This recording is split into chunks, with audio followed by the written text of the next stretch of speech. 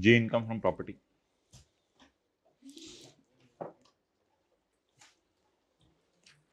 कौन सा?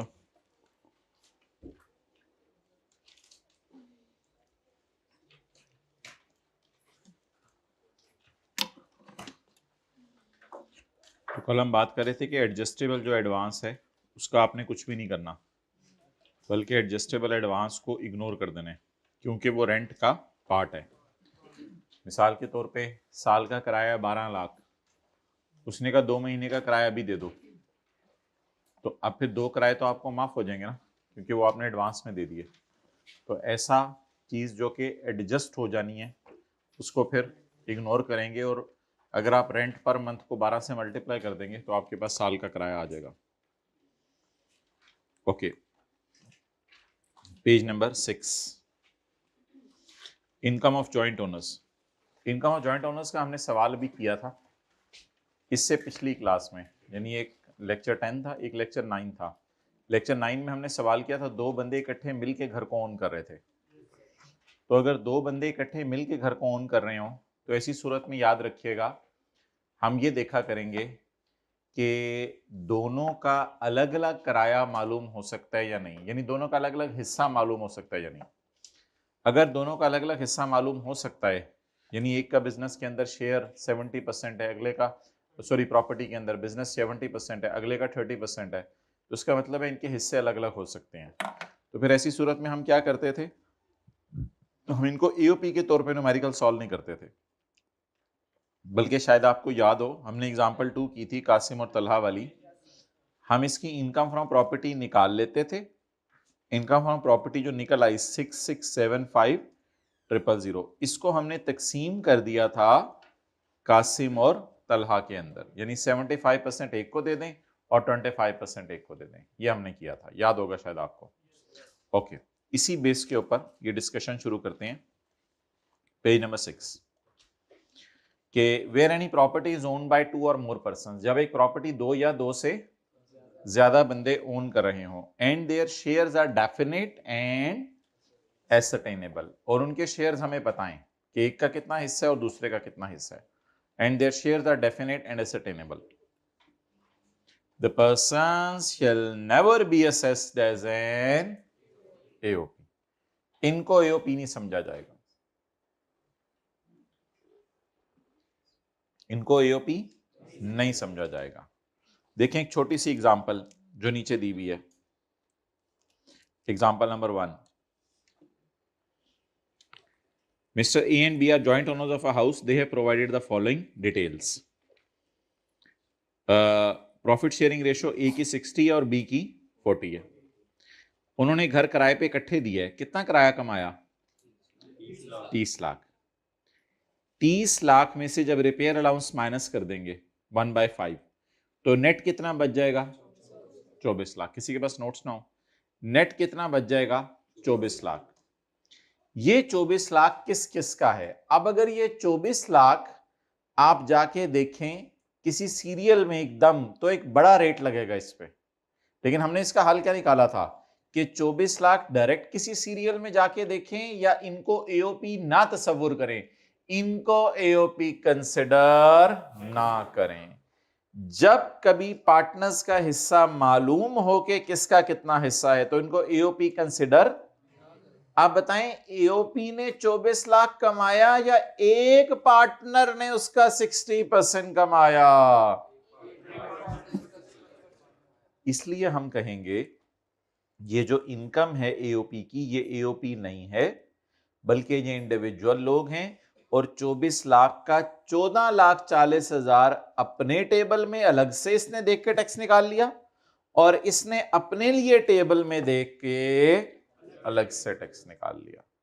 तो जब कभी 2 बंदे या 2 से ज्यादा बंदे एक प्रॉपर्टी को मिलकर ओन कर रहे होंगे तो उनको एओपी तस्वुर, बल्कि समझा जाएगा कि जो भी उन्होंने मिल के कमाया है इसका 60-40 तकसीम कर दें। 60% पे कौन टैक्स देगा? ए, और 40% पे कौन टैक्स देगा? बी।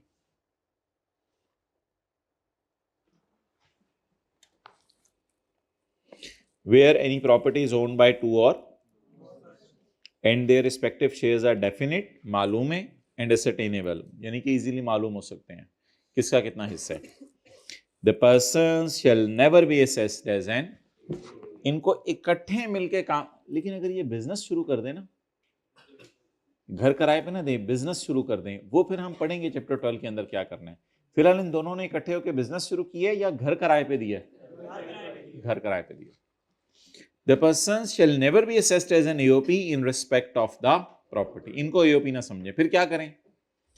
And the हिस्सा of each person in income from shall be taxable in their and not as, इनको AOP तस्वर नहीं किया जाएगा, बल्कि हर बंदा अपने हिस्से पे अलग टैक्स देगा. लेकिन ये सेक्शन बिजनेस के चैप्टर में नहीं लगेगा. इस बात का मतलब लिख लें, अगर ये इकट्ठे दुकान खोल लें तो फिर इनको AOP समझा जाएगा. अगर ये इन्होंने इकट्ठे दुकान खोली है या घर किराए पे दी है? छोटी छोटी बातें लिखते नहीं है, फिर पेपर के अंदर समझ नहीं आती, फिर कहते हैं कि हमने पढ़ा नहीं था, अगली दफा जरा सही तरह पढ़ेंगे. पता नहीं लिखते क्यों नहीं है. तो क्या लिखवा रहा हूं मैं? जो मैंने लिखवाया वो बोले. हाँ, अगर ये मिलके दुकान खोल लें तो फिर इनको AOP कंसिडर किया जाएगा. चैप्टर 12 में देखेंगे ये, तो फिर इनको AOP कंसिडर किया जाएगा. चैप्टर 12 में ये देखेंगे.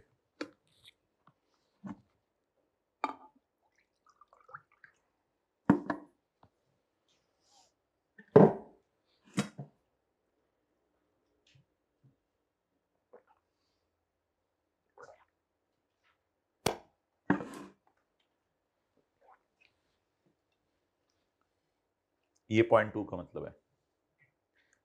अच्छा, लेकिन अगर 2 या 2 से ज्यादा बंदे प्रॉपर्टी ओन कर रहे हो और पता ना चल रहा हो किसका कितना हिस्सा है, यानी मियां और बीवी ने मिलके एक घर लिया, अब मियां बीवी से पूछ रहे तेरा कितना हिस्सा, बीवी शर्मा के, मैं कैसे बताऊं, सब आपके है. शोहर के नहीं, सब आपके है. अब दो ओनर हैं, लेकिन आप शर्मा के, जब प्रॉपर्टी उनके नाम लगी तो जब आप दफ्तर में गए लाहौर डेवलपमेंट अथॉरिटी के, तो पता चला प्रॉपर्टी दोनों के नाम है. अब दोनों शर्मा के एक दूसरे को बता नहीं रहे मेरा कितना हिस्सा है, तुम्हारा कितना हिस्सा है. तो अब मजबूरी में इन दोनों को क्या कंसिडर कर लिया जाएगा? AOP, क्योंकि इनका हिस्सा अलग अलग नहीं हो सकता. हालांकि इन्होंने घर किराए पे दिया हुआ है. मैंने क्या, अगर घर किराए पे दिया हुआ है तो AOP कंसिडर नहीं करना, बल्कि दोनों का हिस्सा अलग अलग. लेकिन अगर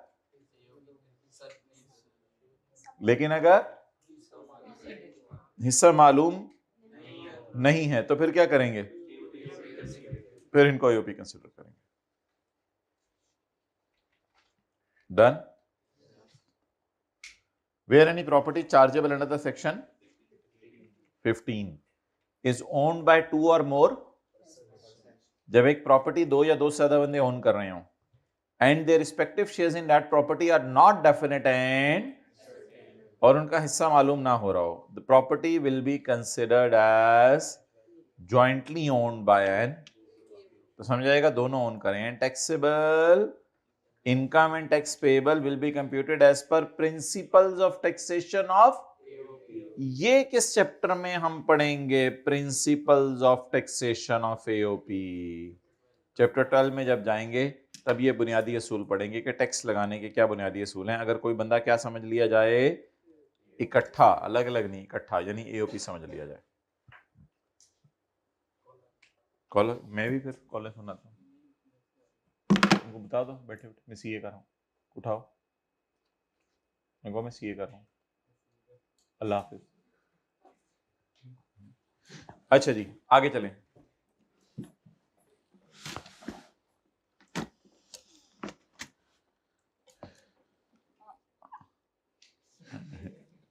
अब मुझे ये बताएं, अबू वॉइस नोट भेजते हैं व्हाट्सएप पे? भेजते रहते हैं, पता नहीं भेजेंगे या नहीं, नाराज हो गए. अच्छा चलो करो कॉल, अगर नाराजगी का डर है तो जाओ, फिर हम क्या कह सकते हैं. तो जब कभी 2 या 2 से ज़्यादा बंदे प्रॉपर्टी इनकम कमा रहे हो और उनका हिस्सा पता हो, उनको एओपी कंसिडर नहीं किया जाएगा और ये समझा जाएगा कि it is taxable in their on hands. लेकिन अगर दो या दो से ज्यादा बंदे मिलके प्रॉपर्टी इनकम कमा रहे हैं और उनका हिस्सा मालूम, तो property will be considered as being jointly owned by, फिर दोनों ओन कर रहे हैं। और इन पे कौन से रूल लगेंगे? एओपी के रूल लगेंगे। बाकी एग्जाम नोट वगैरह ना पढ़ें, वो जब हम मौका आएगा तो पढ़ेंगे। ये था जी प्रॉपर्टी का चैप्टर। अच्छा जी, नहीं अगर और पढ़ने तो बता दें, हमारे सिलेबस में तो इतना ही है। अच्छा, तो अब मोहतरम इसमें कुछ चीज़ें हैं, उनको हम देख लेते हैं। भाई ये इसको करो, ये जो माइक्रोसॉफ्ट एज खुला था,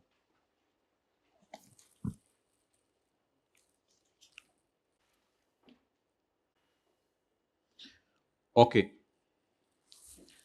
अब मोहतरम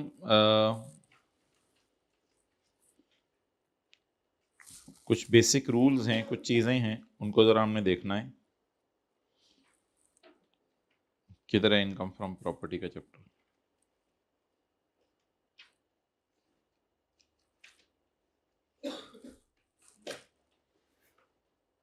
क्या कहते हैं घर वाले?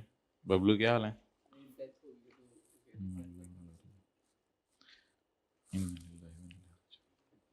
अच्छा जी,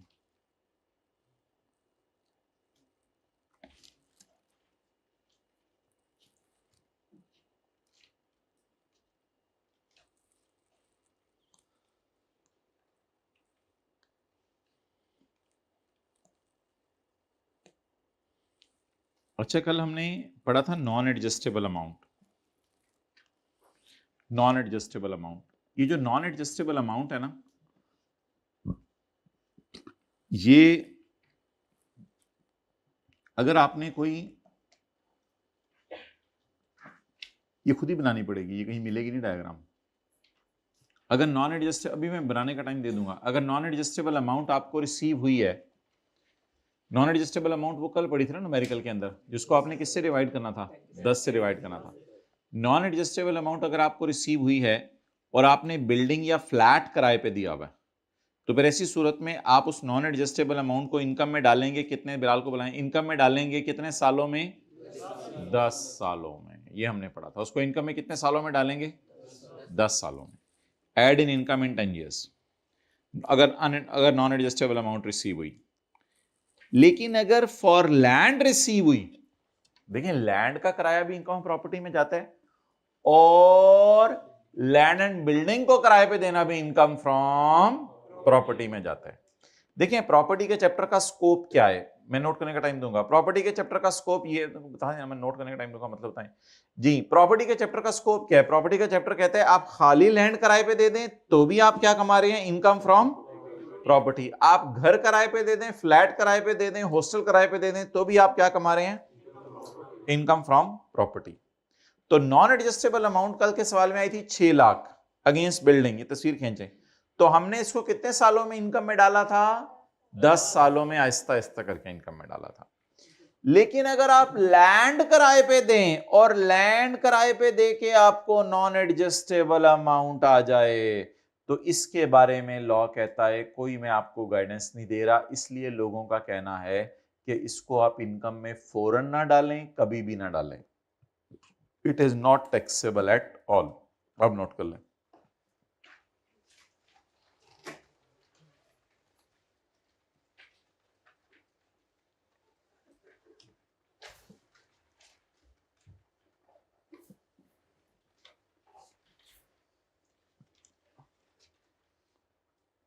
एक मिनट, ये बाई को तस्वीर खींच लेने भाई, ये भी तस्वीर खींच लो, एक मिनट।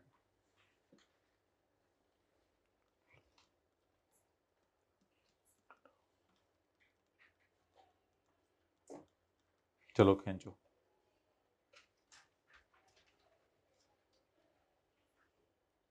खींच ली बिलाल? आपको कह रहा हूं, ये दोनों टाइप करवाएं जल्दी से। ये हम बुक में भी डाल देंगे टेबल, जिनके पास किताब है इसी चैप्टर के एंड पे देख लें, कहीं मैंने डाल दिया होगा ये टेबल। जब किताब आ जाए तो हम बुक में डाल देंगे। दोनों तस्वीरें खींच ली हैं? चलें टाइप करवाएं ना, जल्दी से भेजें। दूसरी एक सेकंड भाई, मादरत बच्चों।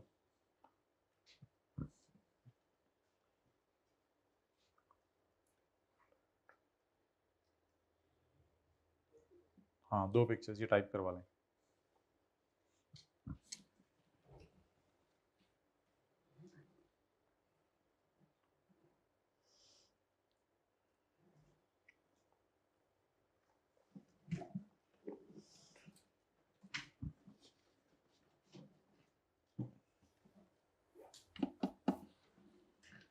अच्छा जी, इसकी वजह देख लें, इसकी वजह क्या है।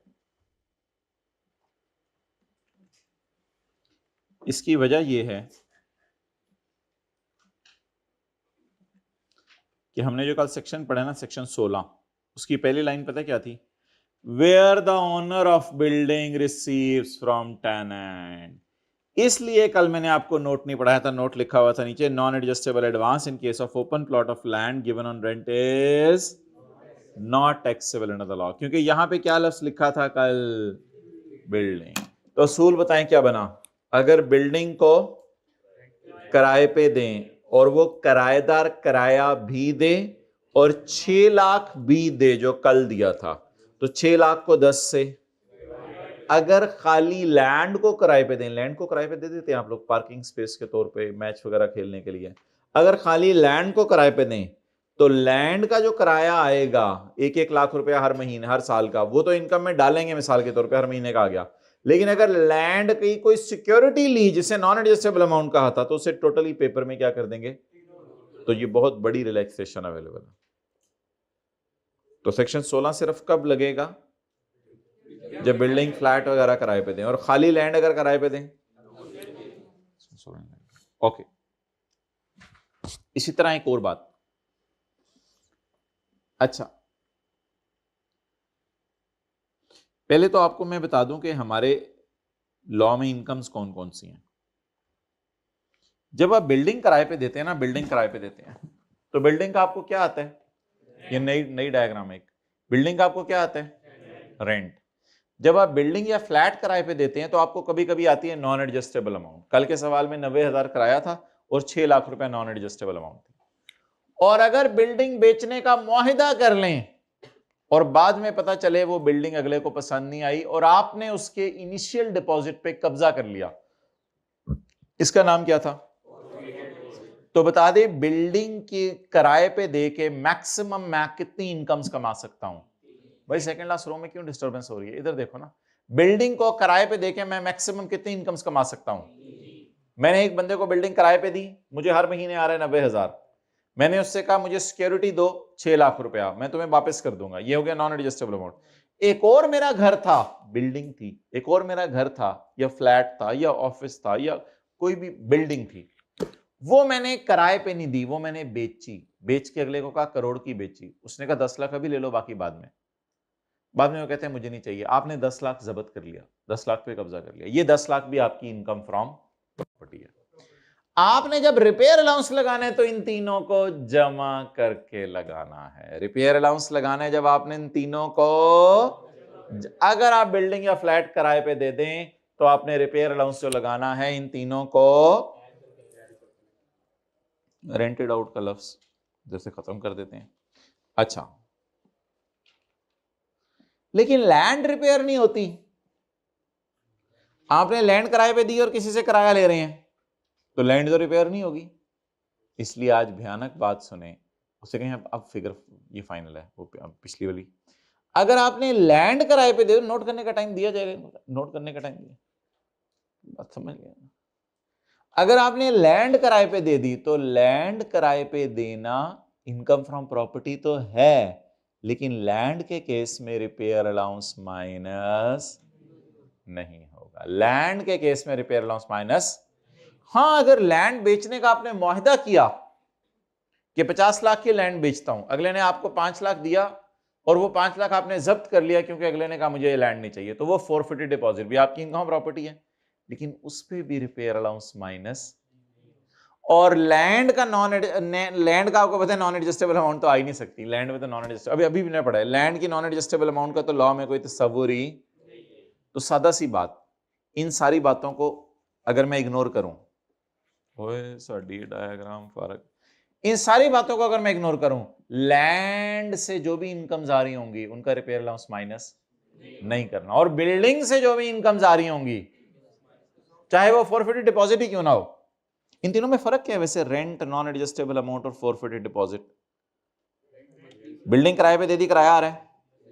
बिल्डिंग किराए पे दी, कल 6 लाख रुपए आया था, और बिल्डिंग बेचने का मुआहिदा किया लेकिन बाद में बिल्डिंग पसंद, तो अगले का पैसा आपने जब्त कर लिया। इन सब पे रिपेयर अलाउंस निकाला करेंगे, इन सब पे रिपेयर अलाउंस अलाउड है। लेकिन कब रिपेयर अलाउंस अलाउड नहीं है? तो ये बातें कोई इंपॉर्टेंट नहीं है, बस सादा सी बात याद रख लें। क्या? बिल्डिंग का बेचना तो कैपिटल गेन के चैप्टर में पढ़ेंगे। बिल्डिंग के बेचने की तो अभी हमने बात ही नहीं की। मैंने बात की है बिल्डिंग बेचने का मुआहिदा किया लेकिन वो पैसे एडवांस पकड़े, लेकिन वो बाद में खुद ही खा गए क्योंकि अगले बंदे ने कहा मुझे बिल्डिंग में चाहिए। तो रिपेयर अलाउंस किस केस में अलाउड होगा? लैंड के केस में अलाउ नहीं होगा, और बिल्डिंग के केस में कोई भी इनकम कमा रहे हैं इन तीनों को जमा करके क्या निकाला करेंगे? Repair allowance.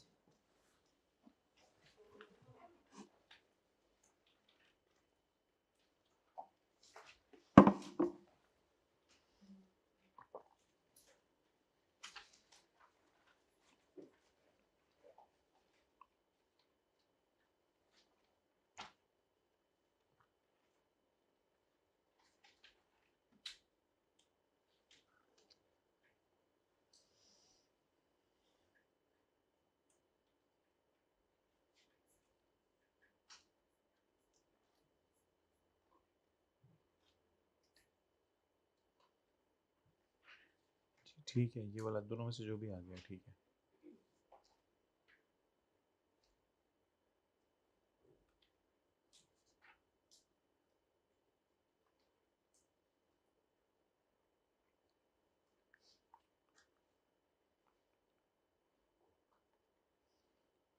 ये एग्जांपल वन तो मैंने पहले कराई थी ना, नोट्स में भी पहले लिखी हुई है।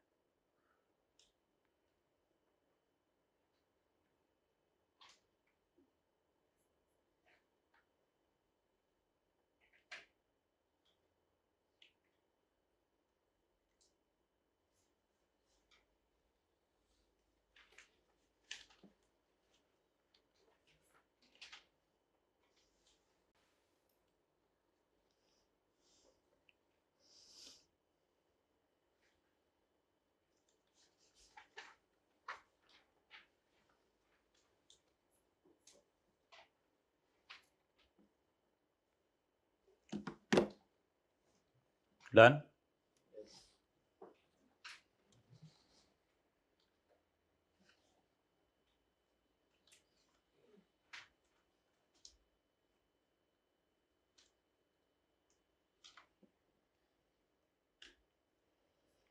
अच्छा जी, अब देखें, mister Umar provided following detail: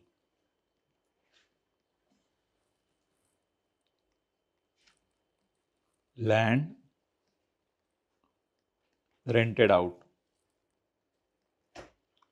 rent rented out in current year,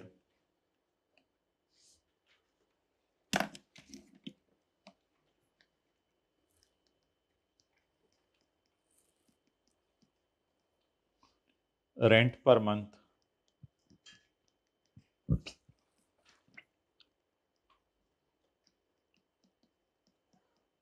rupees 30,000,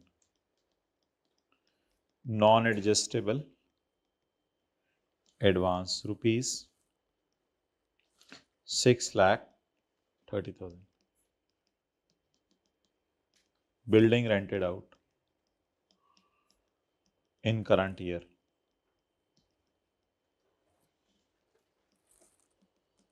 rent per month rupees 40,000, non adjustable advance rupees 9 lakh. चलें जी 2 मिनट में कैलकुलेट करें income from property.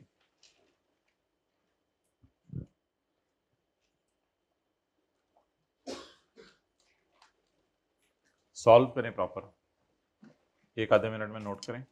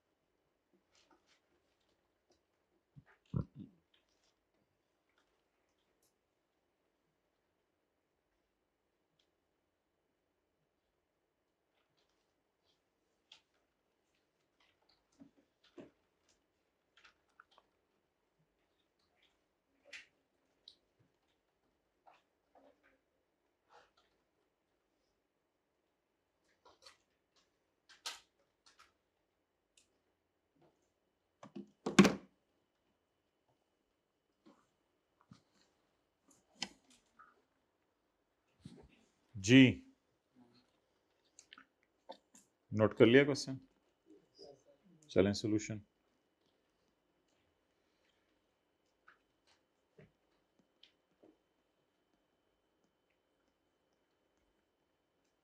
Income from property,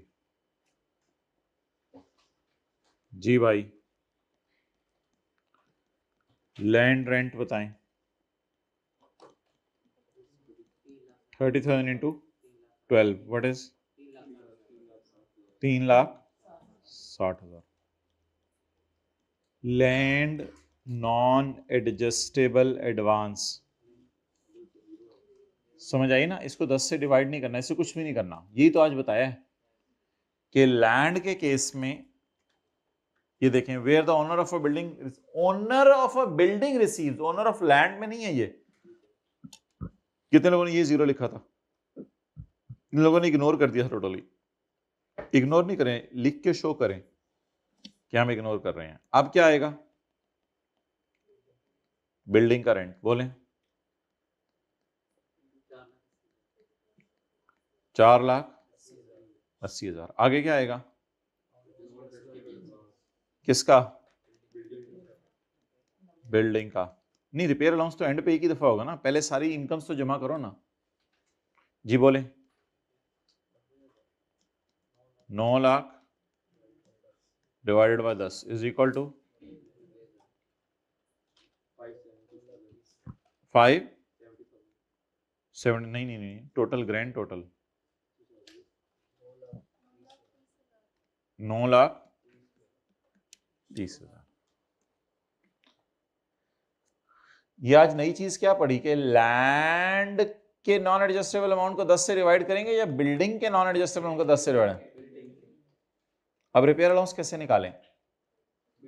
सिर्फ बिल्डिंग वाली चीजों पे रिपेयर अलाउंस किस पे निकालें? सिर्फ ये नया स्यापा सवालों में शुरू हो गया। अभी तो पूरी, अभी याद है अभी तक हम इस फिगर को पकड़ा करते थे, चल भाई लगा 1/5। याद है छोटे को यही कहते थे, छोटे चल 1/5 लगा।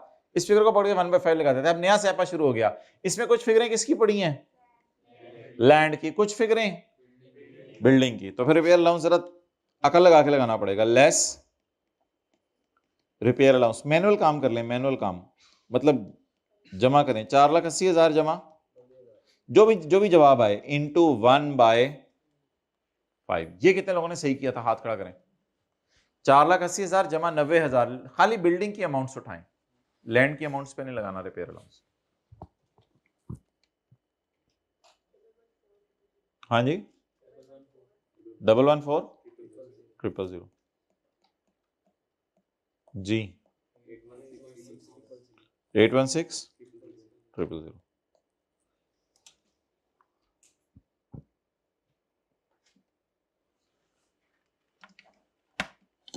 इसकी भी तस्वीर भेजें, ये मुझे ही भेज दें।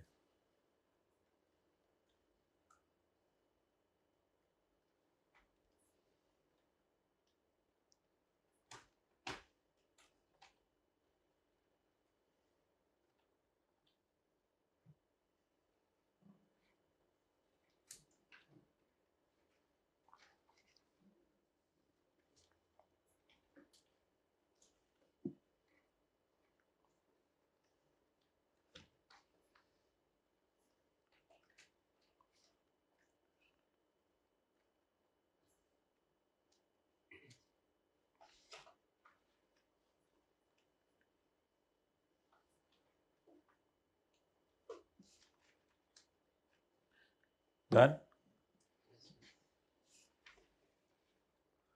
तो बस उर्दू में भी दो बातें लिख लें। लैंड का नॉन एडजस्टेबल अमाउंट हमेशा इग्नोर करना, और लैंड का रिपेयर अलाउंस कभी भी नहीं निकालना।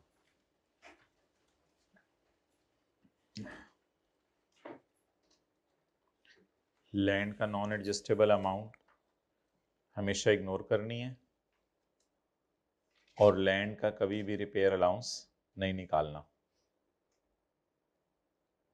ये भी टाइप करवा दो।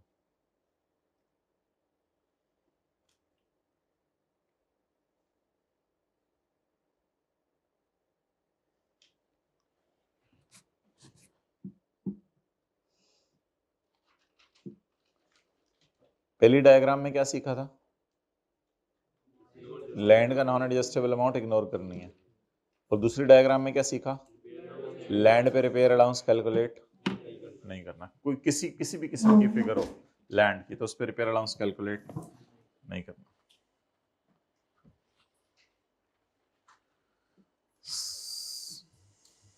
तस्वीर खींच ली थी भाई?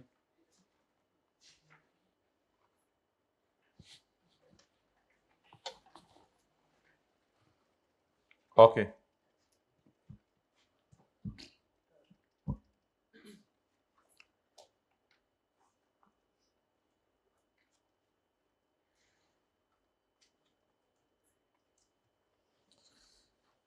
क्वेश्चन 14।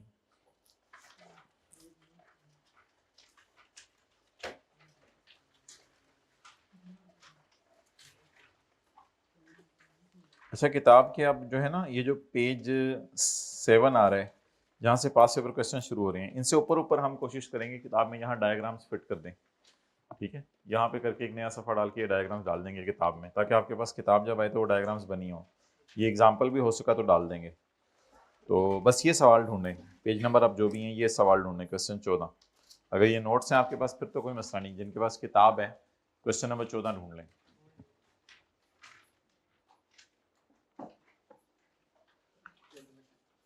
तो हम एक लैंड को किराए पे देने लगे हैं अब। ऑन 1 जुलाई 2021 हमारा साल शुरू होने के पहले दिन फारूक ने बोरो किए हैं 80 लाख रुपए from star bank limited and acquire a plot of land. और क्या खरीदा है इसने? लैंड खरीदी है in hub industrial zone for ₹65 lakh. 65 lakh की इसने लैंड खरीदी है। उधार कितना लिया था इसने स्टार बैंक से? 80 लाख। लेकिन लैंड कितने की खरीदी? 65 लाख की। बाकी 15 लाख पता नहीं कहाँ यूज किया। Invested rest of the loan in a business with his friend. बाकी अपने दोस्त के साथ कोई कारोबार इसने शुरू कर दिया। तो मुझे बताएं कि टोटल लोन मैंने कितना लिया? 80 लाख का। उसमें से अपनी लैंड खरीदने के लिए कितना इस्तेमाल किया? और आपको पता है कि अगर लैंड और बिल्डिंग के लिए लोन लें, उस लोन पर इंटरेस्ट पे करें, तो वो इंटरेस्ट हमने पढ़ा है सेक्शन 15A में, खर्चे के तौर पे माइनस करने की इजाजत है। याद है ना सेक्शन 15A में क्या क्या आता है? सेक्शन 15A में तो बहुत सी चीजें आती हैं। सेक्शन 15A आपको रिपेयर अलाउंस भी माइनस करने देता है। सेक्शन 15A आपको इस बात की भी इजाजत देता है कि आप इंश्योरेंस माइनस कर लें। सेक्शन 15A आपको इस बात की भी इजाजत देता है कि आप प्रॉपर्टी टैक्स वगैरह माइनस कर लें और पता नहीं क्या क्या माइनस कर लें। इंटरेस्ट ऑन लोन तो पॉइंट EFG में वैसे ही वो माइनस करने देता है। He invested rest of the loan in a business venture with his friend. बाकी उसने फ्रेंड के साथ किसी बिजनेस वेंचर में लगा दिया। The above loan carries interest at the rate of 12% per annum and is repayable in 8 equal quarterly installments starting from अगला साल। 8 इक्वल क्वार्टरली इंस्टॉलमेंट्स का इस सवाल पे कोई इंपैक्ट नहीं होगा क्योंकि ये पेमेंट्स लोन वापस कब से होना शुरू होना है? अगले साल से। वैसे 8 इक्वल का मतलब है 80 लाख का लोन है तो 10 लाख की किस्त वापस होगी। कब वापस होगी 10 लाख की किस्त? अगले साल हर क्वार्टर में, हर 3-3 महीने बाद। लेकिन इससे हमें कोई फर्क नहीं पड़ेगा क्योंकि हमारे साल तो लोन खड़ा रहा ना उसी तरह। लोन कब से वापस होना शुरू होने, इसलिए इस लाइन का कोई इंपैक्ट नहीं है। बस लोन का इंटरेस्ट रेट पता होना चाहिए कितने परसेंट है? 12%। ऑन यकम अगस्त 21, जुलाई अगस्त, एक महीने बाद, क्योंकि यकम अगस्त पे खड़े हैं ना, एक महीने बाद फरूख ने डिसाइड कर दिया इस प्लॉट को बेचने का जुल्फिकार मोटर्स को फॉर 10 मिलियन। उसने कहा मैं ये प्लॉट बेचता हूं, इसी बंद करें। उसने कहा मैं ये प्लॉट बेचता हूं 10 मिलियन का, और उसके लिए उसने 10 मिलियन में से सिर्फ 5 लाख अभी एडवांस पकड़ लिया।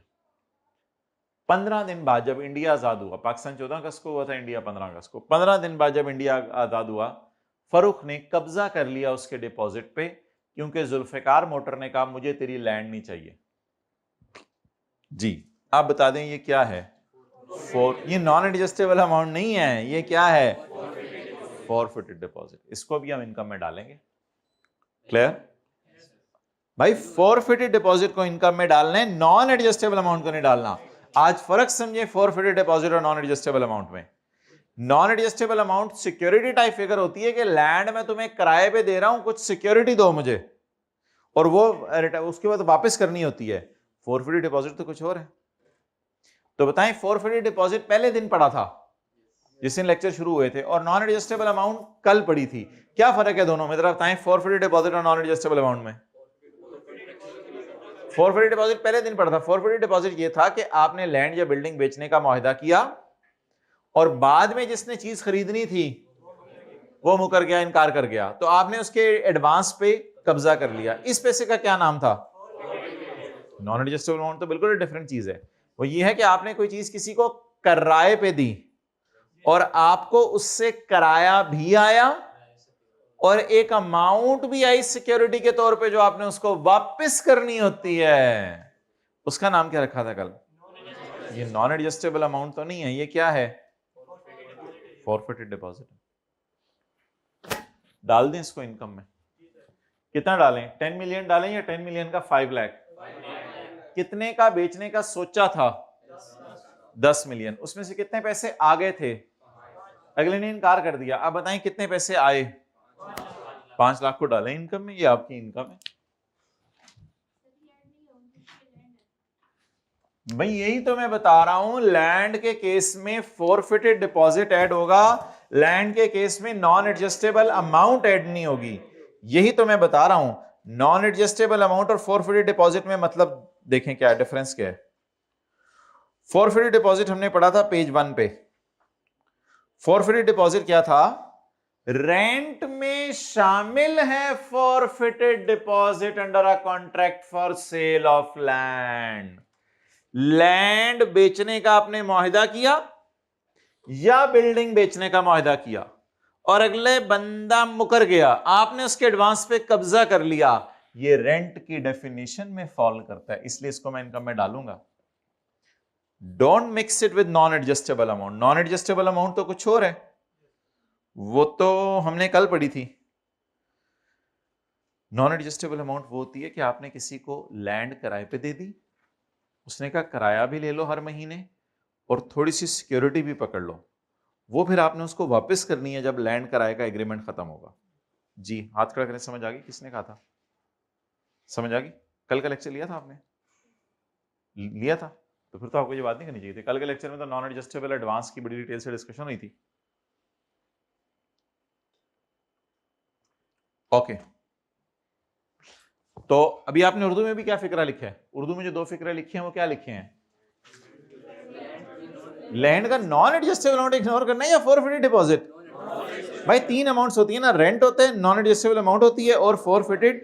लैंड में क्या इग्नोर करना है? बस ये उर्दू का फिक्रा लिखा है, लैंड में फॉरफिटेड डिपॉजिट तो इग्नोर नहीं करना। इनकम फ्रॉम प्रॉपर्टी, जी बोले। फॉरफिटेड डिपॉजिट, किसी के पैसे पे कब्जा कर लिया, बेचना क्या था? लैंड। कितना? 5 लाख।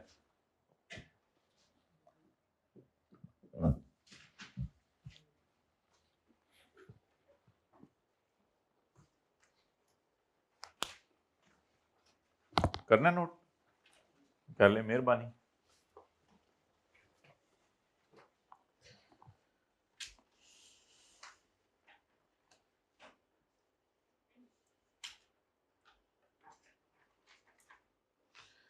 ये तो खुद भी टाइप हो सकते हैं, शाह साहब से भी करवा लेना, कोई मसला नहीं। फिलहाल उनसे डायग्राम जरा जल्दी बनवा दो मुझे।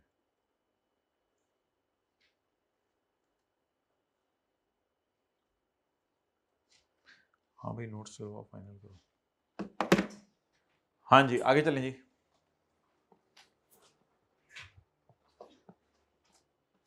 फॉरफिटेड डिपॉजिट क्या होता है? आपने चीज बेचनी थी और इनिशियल डिपॉजिट पे कब्जा कर लिया। और रेंट क्या होता है? किराए पे दे दी। और नॉन एडजस्टेबल अमाउंट क्या होता है?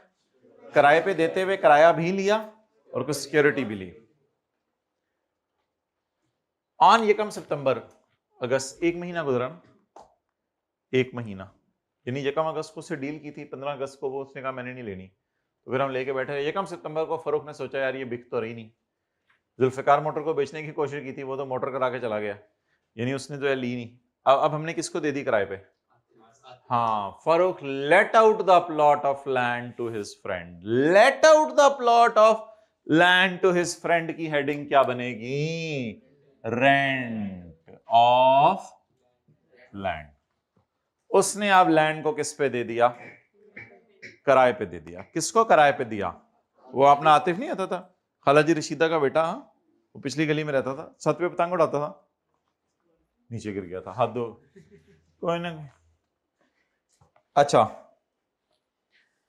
तो हमने अपने दोस्त को लैंड किराए पे दे दिया था, monthly rent of 1,50,000।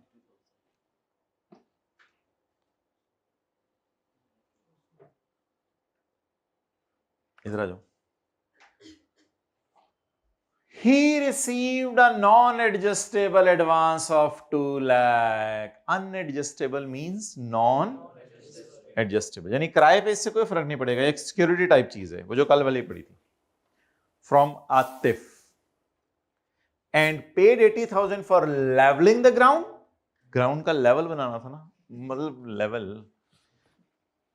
And rupees 62,000 for insurance premium against risk of damage और डिस्ट्रक्शन बाय वाटर लॉजिंग, यानी इंश्योरेंस करवाई कि पानी ना आ जाए और पानी जमीन में। और 1,40,000 against. Farrukh has also paid 25,000 to a firm of valuer. We determine that the सालाना rental value of property is 21,60,000। अब मुझे बताएं फरूख की जेब से किराया कमाने के लिए कौन कौन से खर्चे हुए? उसने एक तो ग्राउंड को लेवल करवाया,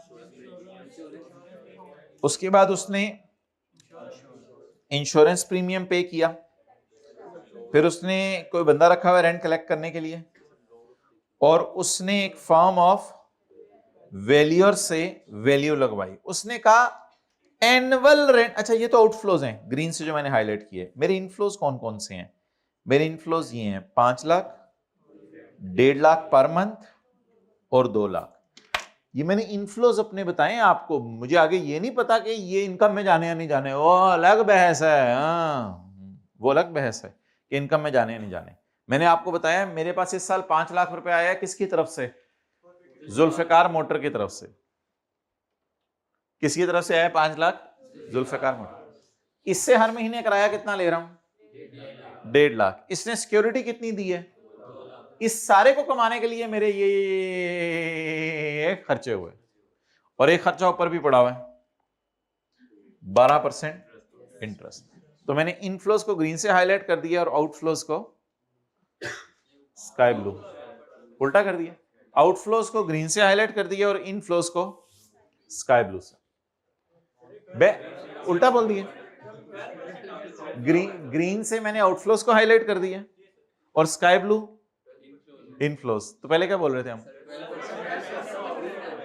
12% क्या? हाँ ग्रीन करना था। ओके ओके, मैं कहूंगी। और 12% हमने इंटरेस्ट पे किया। अच्छा अब मुझे ये बताएं कि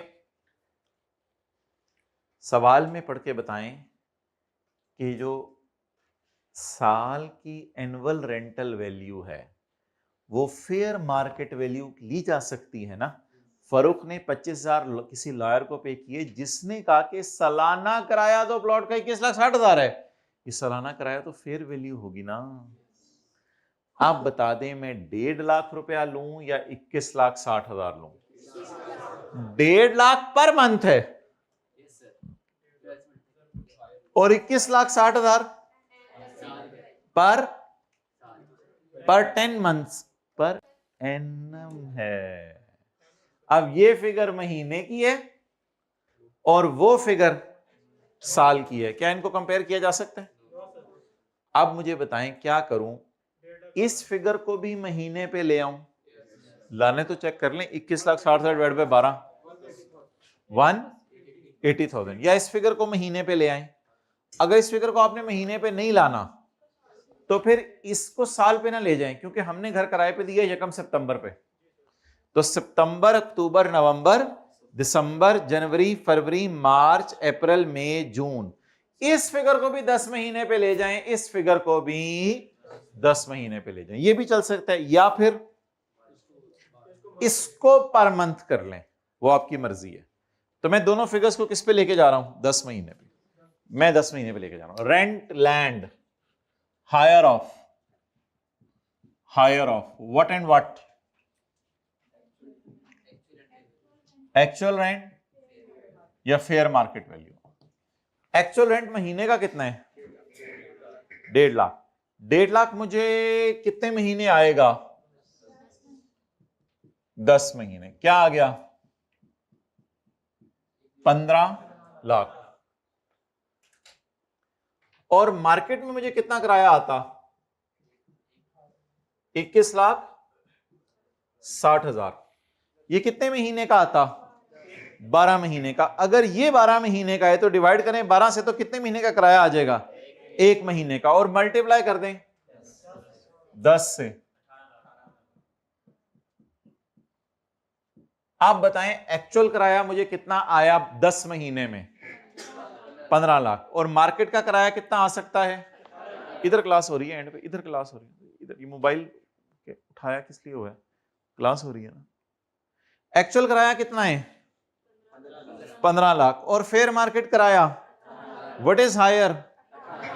18 लाख को इनकम में ऐड कर। ये हो गया जी लैंड का रेंट।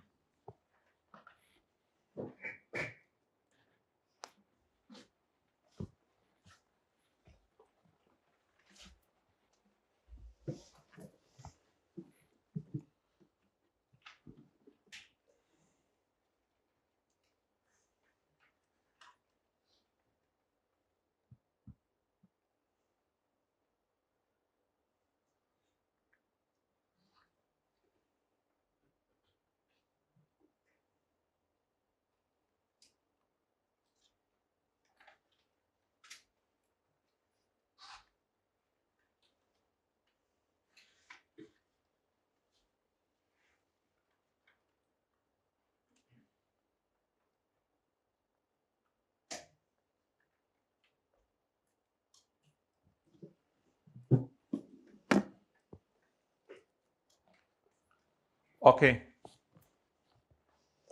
अब मुझे ये बताएं कि आगे क्या लिखा हुआ है। Farrukh let out plot of land to friend monthly rental of 1.5 lakh on 1 September. Sorry, he received non adjustable advance of 2 lakh from Atif. Non adjustable advance की जो डायग्राम बनाई है हमने सुबह सुबह आते ही, उस डायग्राम में हमने क्या सीखा है कि लैंड के केस में नॉन एडजस्टेबल अमाउंट को आपने हम की इनकम में add, non adjustable amount receive हो फॉर लैंड, तो उसको नॉट टैक्सेबल। तो आप बोलें नॉन एडजस्टेबल अमाउंट एडवांस किसकी मद में आया? लैंड की मद में, जीरो।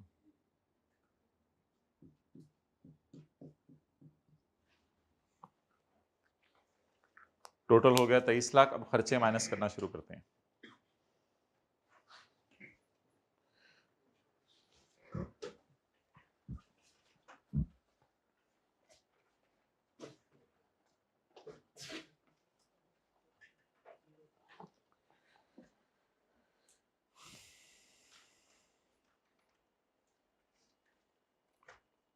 नहीं, ये जिस तरह मैंने बोला as it is. Okay,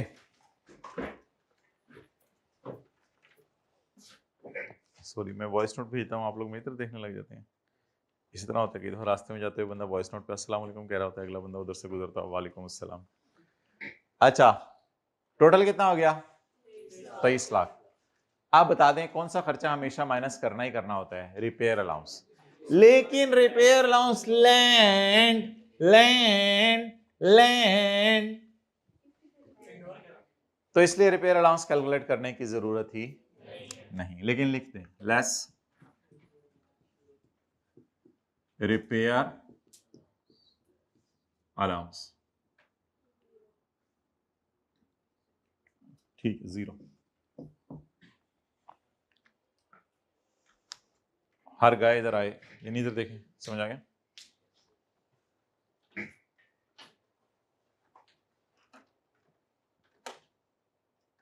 next.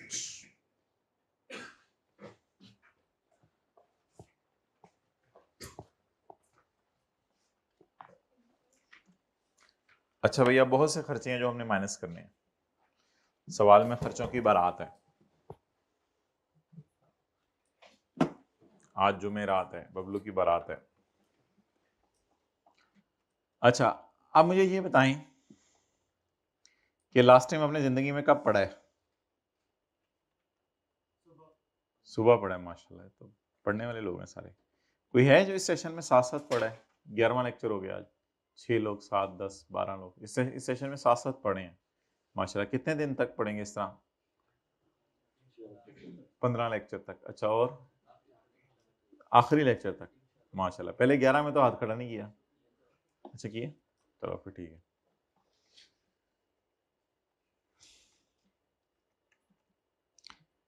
कंजूस को क्या कहते हैं? मक्खी चूस।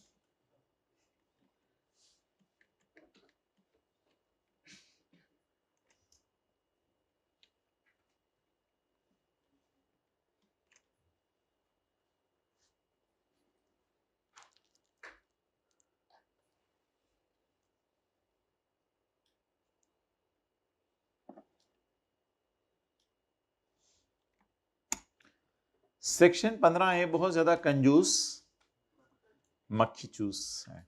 सेक्शन 15A पेज नंबर 3 पर ये कहते हैं अगर तुमने कोई एसेट किराए पे दिया हुआ है तो ऐसी सूरत में तुम यानी लैंड बिल्डिंग किराए पे दिए तो रिपेयर अलाउंस माइनस करोगे। लेकिन इन केस ऑफ बिल्डिंग, ये तो हमने पढ़ लिया, किसके केस में रिपेयर अलाउंस माइनस होगा माय ब्रो? सिर्फ बिल्डिंग के केस में रिपेयर अलाउंस माइनस होगा, और किसी एक केस में रिपेयर अलाउंस माइनस नहीं होगा। इंशो अप इंशो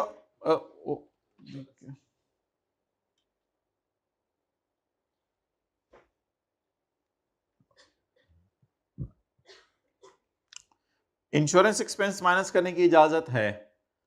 ओ, ये भी बिल्डिंग के केस में। आज क्या हो रहा कि बिल्डिंग जगह जगह लिखा हुआ था, हमने तो पढ़ा ही नहीं था। वही तो इंश्योरेंस प्रीमियम भी सिर्फ किस केस में माइनस करने की इजाजत है? बिल्डिंग के केस में। ऐसा ऐसा साथ वाले नोट्स निकालने लग गया, कहते हैं यकीन नहीं आ रहा, मैं अपने नोट्स में देख लूं कहां कहां बिल्डिंग लिखा हुआ है। पॉइंट नंबर 1, रिपेयर अलाउंस सिर्फ कब माइनस करने की इजाजत होगी? बिल्डिंग केस में। वो देखे ना लिखा हुआ in respect of repair to building. Insurance premium सिर्फ कब माइनस करने की इजाजत होगी? बाकी कहीं बिल्डिंग नहीं लिखा हुआ माय ब्रो, बाकी कहीं बिल्डिंग नहीं लिखा हुआ। बाकी खर्चे खुल्लम खुल्ला माइनस करें, बाकी खर्चे क्या यार, इसको ऑफ कराओ, ये माइक्रोसॉफ्ट है जी। हाँ okay, next is local rate, local taxes, local charge government को आप पे करें, कोई नहीं, माइनस करने की इजाजत है। ग्राउंड रेंट पे करें, माइनस करने की इजाजत है। Interest on loan point EFG में पे करें, माइनस करने की इजाजत है। अगर आपने प्रॉपर्टी मोर्टगेज कराई हुई है तो इंटरेस्ट पे करें, यानी आपने प्रॉपर्टी को, डॉक्यूमेंट्स को गिरवी रखवा के इंटरेस्ट पे करें।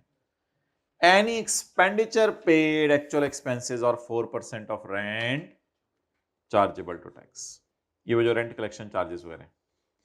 लीगल चार्जेस सिर्फ तब माइनस करने की इजाजत है जब आप लॉयर को पे करें, और लॉयर को पे इसलिए करेंगे या तो प्रॉपर्टी का कोई केस कोर्ट में चला गया, या प्रॉपर्टी के किराए का कोई केस कोर्ट में चला गया, और any suit connected with the property in court, यानी कोर्ट में कोई केस गया हुआ है, चाहे वो प्रॉपर्टी के बारे में है, चाहे वो प्रॉपर्टी के किराए के बारे में। Next, where there are reasonable grounds to believe that unpaid rent is recoverable, और जब आपको लगे कि बैड डेट रिकवरेबल है तो बैड डेट को भी खर्चे में डाल दें। आप बताएं, ये जो सेक्शन है कंजूस मक्खी चूस, ये सेक्शन क्या कहता है, कब कब खर्चा माइनस करने की इजाजत है? ये सेक्शन क्या कहता है, कब कब खर्चा माइनस करने की इजाजत है? बोलें, मैं बता देता हूं। रिपेयर अलाउंस माइनस करने की इजाजत है in case of building. Insurance premium minus करने की इजाजत है इन केस ऑफ लैंड की इंश्योरेंस को ये नहीं मानता। टैक्सेस वगैरह आप पे करें, ग्राउंड रेंट पे करें, इंटरेस्ट ऑन लोन पे करें, रेंट कलेक्शन चार्जेस पे करें, लीगल चार्जेस पे करें, लॉयर को माइनस करने की इजाजत है, बैड डेट माइनस करने की। अगर इसके अलावा कोई आप खर्चा करें तो सेक्शन 15A कहता है सॉरी, ये खर्चे माइनस करने की इजाजत नहीं है।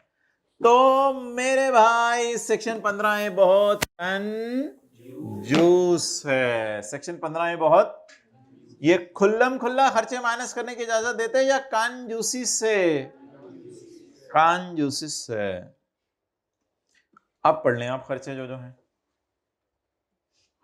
और सेक्शन 15A का देखें, ये पॉइंट 1 A है, B है, C है, D है, E है, F है, G है, H है, G है।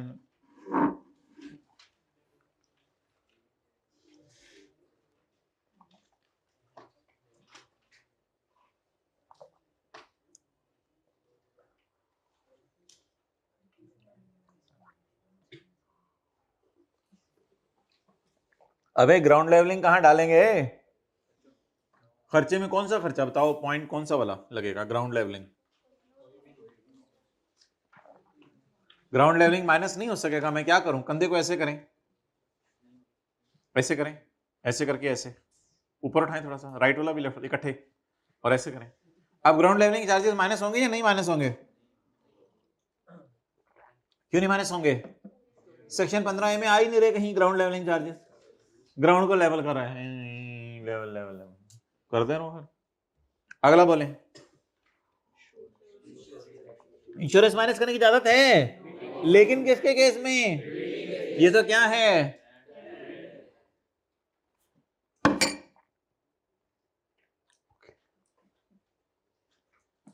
1,40,000 rent collection charges, rent collection charges minus करने की इजाजत है, इसमें कोई मसला नहीं अंजुम। और लोअर ऑफ कर लेंगे, वो मुझे पता है, आपको पता है कि मुझे पता है, आपको पता है। ये जो वैल्यूअर को 25,000 दिए कि एनुअल रेंटल वैल्यू निकाले, ये भी कहीं माइनस करने की इजाजत नहीं है। हाँ, अगर लॉयर को दिए होते कि किसी शहजादे ने आगे कह दिया लैंड मेरी, तो फिर आपको कोर्ट केस में करते, फिर और बात थी। वैल्यूअर को पैसे देना तो कहीं भी नहीं है।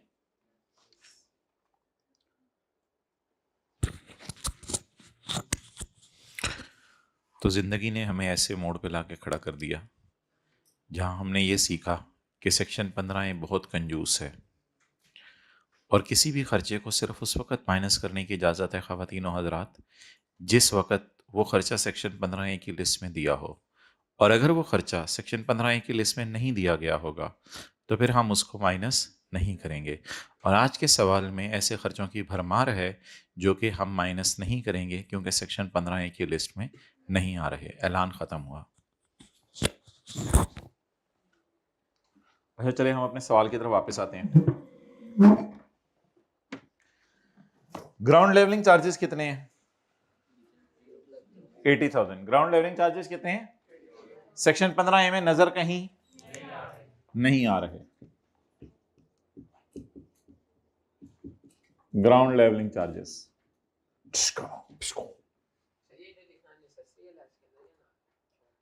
जी इधर लिखना जरूरी है, इसलिए हम लिख रहे हैं।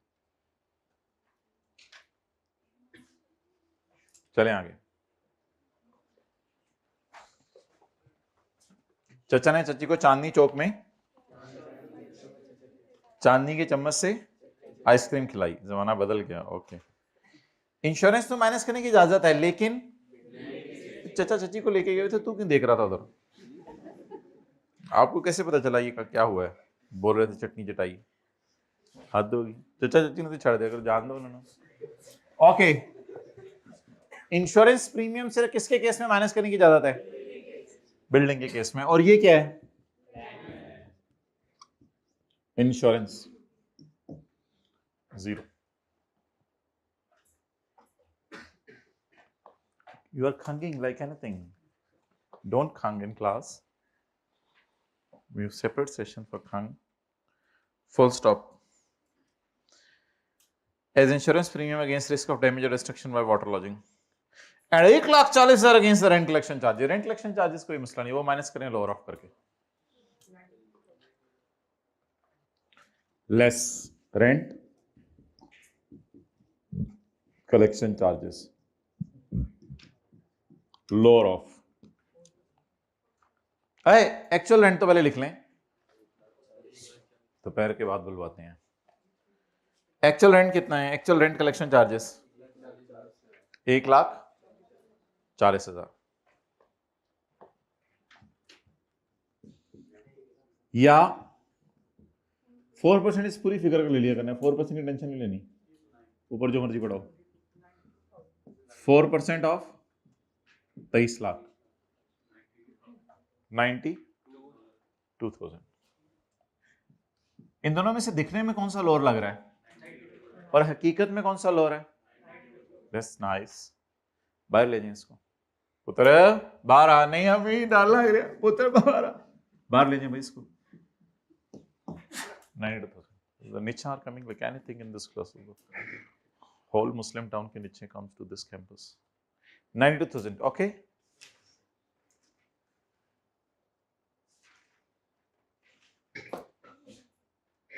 देख लियो ऊपर, गार्डर कहते हैं उसको।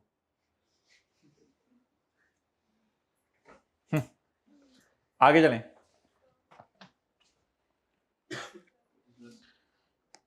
अच्छा पेड़ ये 25,000 को चाचू ने लेके जाना है, वो चची को चचड़ी नहीं चाहते, नहीं उन्होंने भी कुछ करना है तो लिखना था ना। अच्छा ये आपने किसी भी वैल्यूअर को पैसे दे दिए वैल्यू लगवाने के लिए, तो ये लॉयर को पैसे नहीं दिया आपने, तो एक था रिपेयर माइनस कर लें, रिपेयर अलाउंस, एक था इंश्योरेंस प्रीमियम माइनस कर लें, एक है ग्राउंड रेंट माइनस कर लें, एक है आप रेंट कलेक्शन चार्जेस माइनस कर लें, एक है इंटरेस्ट ऑन लोन माइनस कर लें, एक है आप बैड डेट माइनस कर लें। इसके अलावा तो कोई खर्चे नहीं माइनस हो सकते ना, तो ये उन खर्चों की लिस्ट में आ ही नहीं रहा। तो जब सेक्शन 15A में हमें आ ही नहीं रहा, तो इसलिए हम इस खर्चे को खर्चा होने के बावजूद भी माइनस नहीं करेंगे। क्या नाम है इस खर्चे का?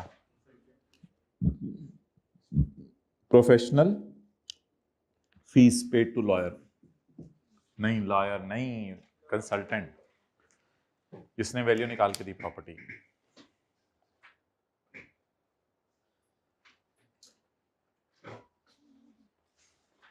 सुबह से बारिश हो रही है कि इंग्लिश बताओ? It has been raining since. जब मैं स्टेशन पहुंचा तो ट्रेन जा चुकी थी। जब मैं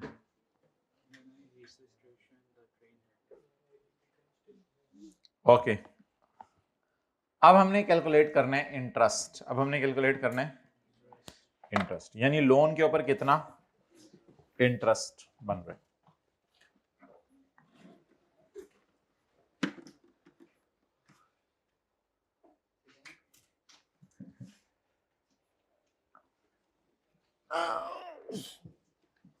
अच्छा जी, now we are supposed to calculate interest on loan. Okay, what is the loan? What is the amount of loan? 8 million.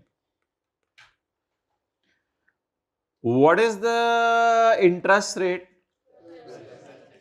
12%. What is the date on which I have obtained the loan? इधर देखिए ना, इधर class हो रही है. What is the date on which I have obtained the loan? So that's why I will calculate the interest for whole of the year. On the face of it, अभी तक मुझे लग रहा है मैं whole of the year का interest निकालूंगा. क्यों? क्योंकि मैंने अभी अभी अभी तक मुझे लग रहा है मैं पूरे साल का इंटरेस्ट निकालूंगा, क्योंकि मैंने लोन तो कब ले लिया था? यकम जुलाई 2000. भाई बैंक को आप ये इंटरेस्ट पे करेंगे 8 मिलियन इंटू 12%. बैंक को आप ये इंटरेस्ट पे करेंगे. इससे कोई डिसएग्री कर रहा है तो बता दें. बैंक से लोन कब लिया था? यकम जुलाई को. बैंक को कितना इंटरेस्ट पे करना है? बैंक से कितना लोन लिया था? तो बैंक को ये इंटरेस्ट पे करेंगे 8 मिलियन इंटू 12%. लेकिन मैंने 8 मिलियन पूरा इस्तेमाल किया इनकम हम प्रॉपर्टी कमाने के लिए या 65 लाख?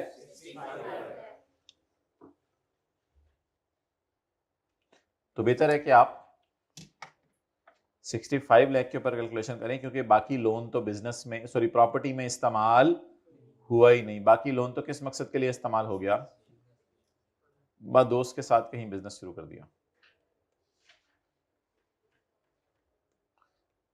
तो लोन 80 लाख क्यों नहीं लिया, 65 लाख क्यों लिया? क्योंकि सारा लोन इनकम प्रॉपर्टी कमाने में इस्तेमाल नहीं हुआ. अच्छा, एक और बात आज सुन लें. चाहे आप इंटरेस्ट बैंक को पूरे साल का दें, हमारे लॉ की नजर में माइनस सिर्फ उतने अरसे का होगा जितना अरसा आपने लैंड को किराए पे दिए रखा या बिल्डिंग को किराए पे दिए रखा.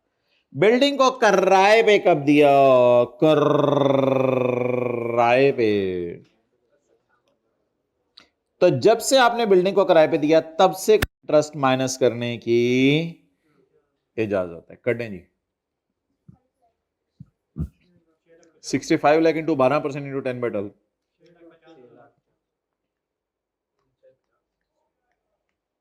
ये है इंटरेस्ट ऑन लोन. ये आपको माइनस करने की इजाजत होगी. कितना लोन लिया था? 80 लाख. उसमें से कितना लैंड खरीदने में इस्तेमाल हुआ? 65 लाख. उस पर कितना इंटरेस्ट दिया? दिया तो पूरा साल. बोले दिया तो पूरा, लेकिन माइनस कितना करेंगे?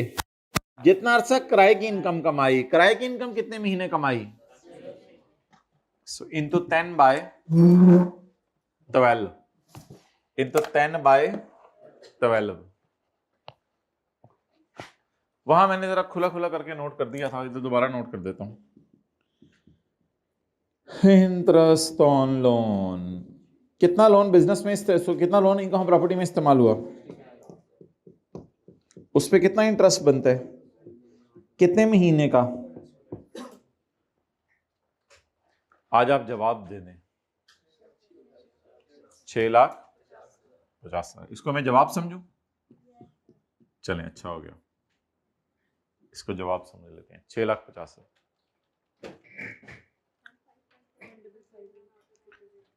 155.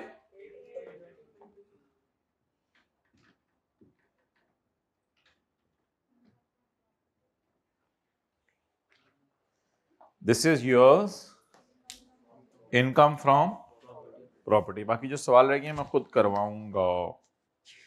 अब हम शुरू करते हैं अदर सोर्स का चैप्टर.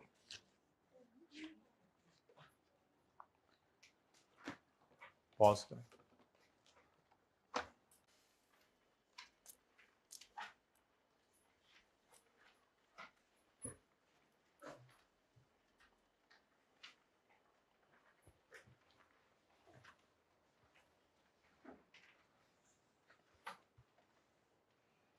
चलें जी, निकालें अदर सोर्स का चैप्टर.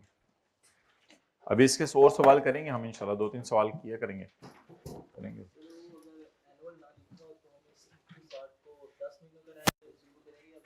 नहीं, वो बताएगा सवाल.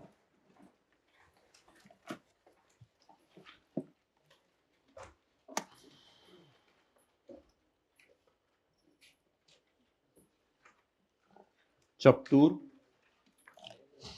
11, चपटूर 11।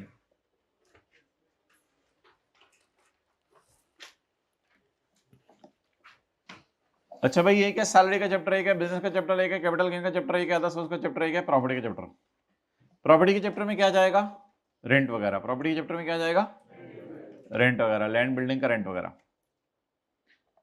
बिजनेस के चैप्टर में क्या जाएगा, आपने कोई कारोबार बिजनेस शुरू किया हुआ। सैलरी के चैप्टर में क्या जाएगा, आप किसी जगह नौकरी कर रहे हैं, सैलरी।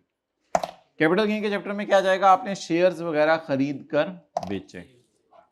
अदर सोर्स के चैप्टर में जाएगा जो कहीं नहीं जाएगा, यानी घर का किराया प्रॉपर्टी में चला गया, दुकान चलाना बिजनेस में चला गया, शेयर बेचना कैपिटल गेन में चला गया, नौकरी करना सैलरी में चला गया, तो जो कहीं नहीं गया।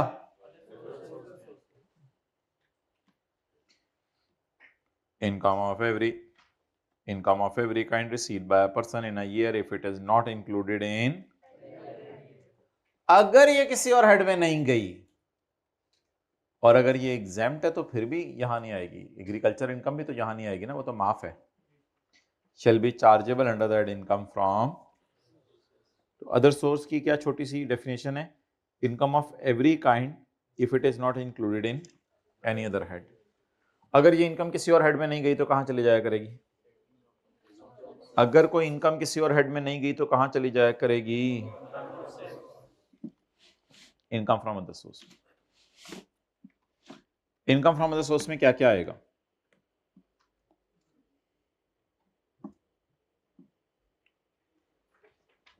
डब्बे डुब्बे ना पढ़ा करें, जो डब्बा में टिक कर रहा हूं बस वो पढ़ा करें।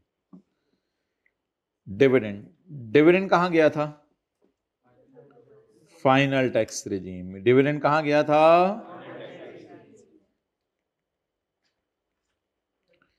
अच्छा डिविडेंड क्या होता है, जब आप किसी कंपनी के क्या खरीदते हैं, शेयर्स, और अपने पास रखते हैं, तो फिर कंपनी हर साल के एंड पे आपको क्या देती है, डिविडेंड, या साल में 2-2 दफा भी आपको दे देती है डिविडेंड। तो डिविडेंड ये होता है आपने किसी कंपनी के शेयर खरीदे हैं और वो कंपनी अपना प्रॉफिट कमा रही है, उस प्रॉफिट में से आपको कुछ बांट रही है।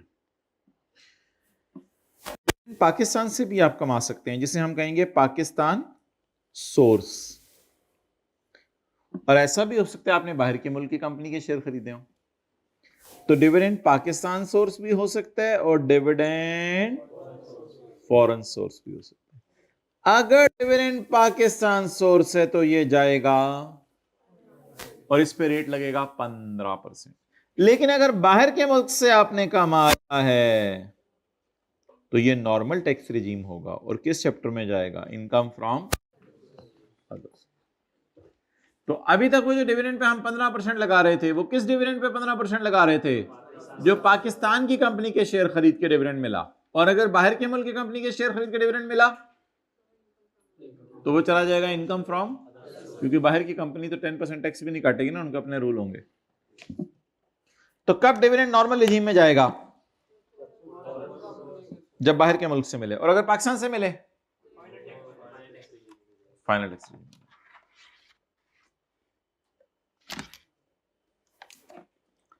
बहरहाल पढ़ते रहे, इसकी तो डिटेल में न्यूमेरिकल्स भी होने हैं, रिवीजन भी होनी है।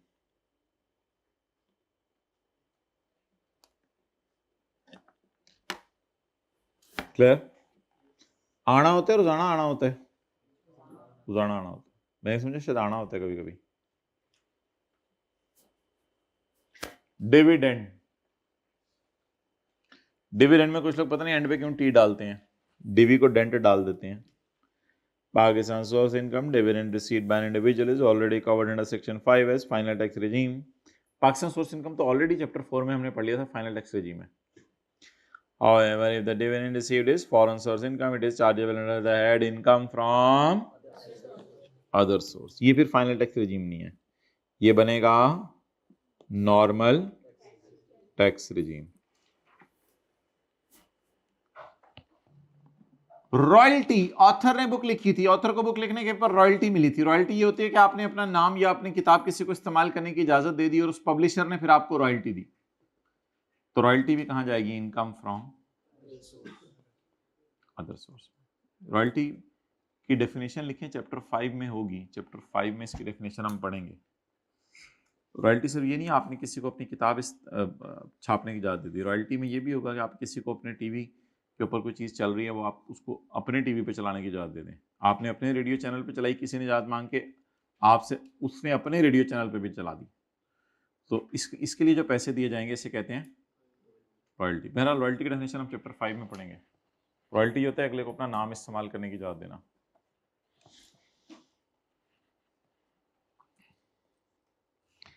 Interest income, profit on debt से क्या मुराद है?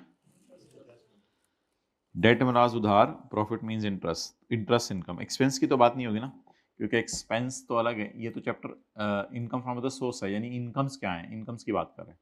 तो इंटरेस्ट इनकम भी कहाँ जाया करेगी? इनकम फ्रॉम अदर सोर्स में, लेकिन इसकी डिटेल कहाँ मिलेगी? 7B में, वो इसी चैप्टर में हम पढ़ेंगे। Additional payment on delayed refund under any tax law.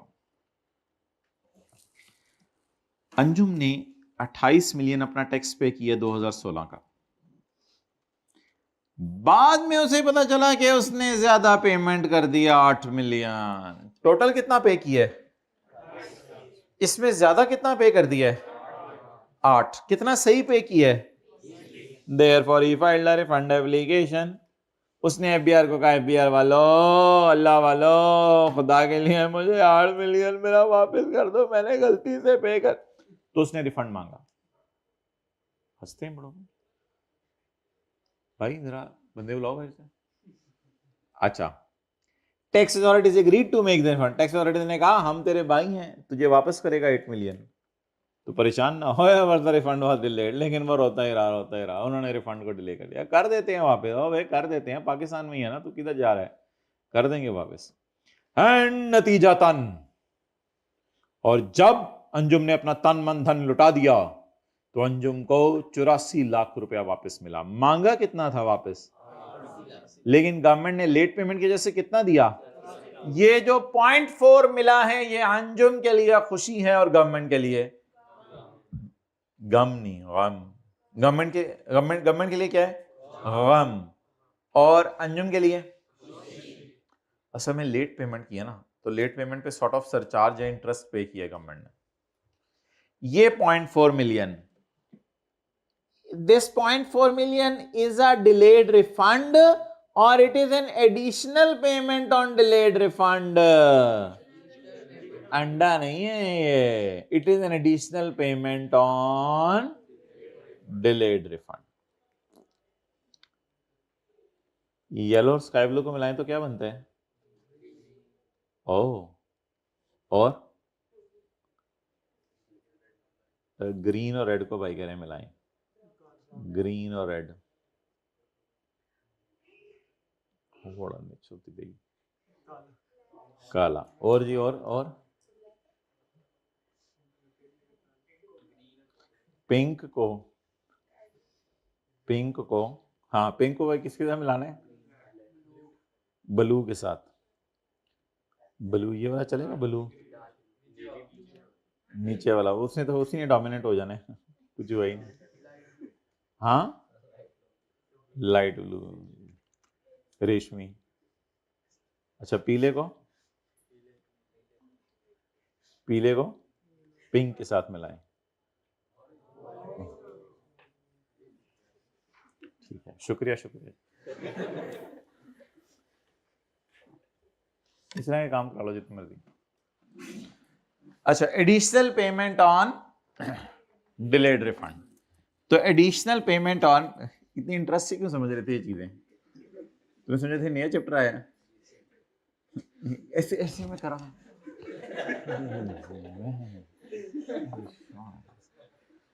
अच्छा, the tax authorities agreed to make the refund। Tax authorities ने रिफंड कर दिया। However, the रिफंड करने का वादा कर लिया। However, the refund delayed and consequently Anjum received 8.4। इसमें 0.4 क्या है? तो एडिशनल पेमेंट अदर सोर्स में जाएगी। सिर्फ कितना अदर सोर्स में जाएगा? 0.4। तो हमारा जवाब क्या है? 0.4 लिख लें हमारी इनकम फ्रॉम, या पूरा 8? और बाकी 8 तो उसके जो घर से पैसे उसने ज्यादा दे दिए थे वो वापस मिले हैं ना, बाकी 8 तो उसको अपना अपना ही पैसा वापस मिला है। उसने कितना जमा कराया था टैक्स? 28। 28 में से कितना वापस मांगा? 8 उसको वापस मिल गया और 0.4 एक्स्ट्रा मिला। ये 0.4 इसके कमाना बिजनेस है ये नहीं, ये इसकी इनकम फ्रॉम अदर सोर्स। इस 0.4 का अजीब सा नाम बताएं। Additional payment on delayed refund. Additional payment on delayed refund.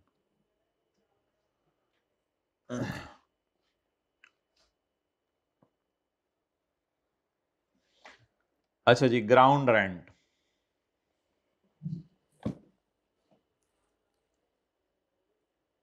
वही वाली एग्जांपल जो उस दिन की थी।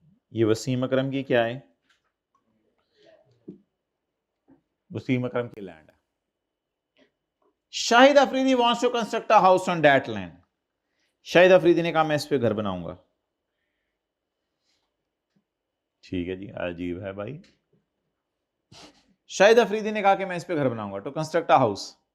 तो ये घर किसके है?